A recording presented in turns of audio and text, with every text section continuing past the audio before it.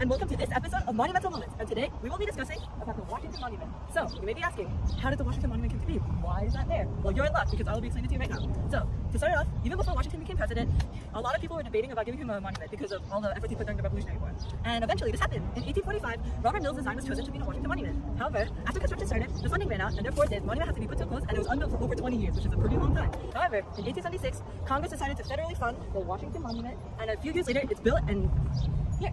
Hey, so now I'll be talking about the importance and significance of the Washington Monument. So first, it serves as a tribute to our beloved first U.S. President, George Washington.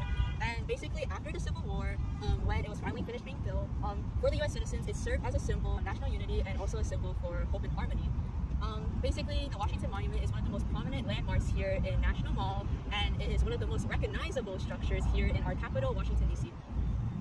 The National Washington Monument has an elevator inside. In the 1800s, it was first driven by steam and takes around 10 to 12 minutes to get to the top of the monument. However, in 1901, that changed when they introduced the electric elevator, and that's what people use now to get to the top. The National Service Parks has officially owned jurisdiction to this monument and is officially starting restorations of this. In modern times, restoration of this monument is still continuing after the earthquake. So how to get to Washington Monument?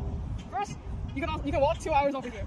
Second, you can take the subway. So what you want to do, you want to walk to the metro station, go on the red line towards Shady Grove. And then wait for 6 stops until you get to Metro Center.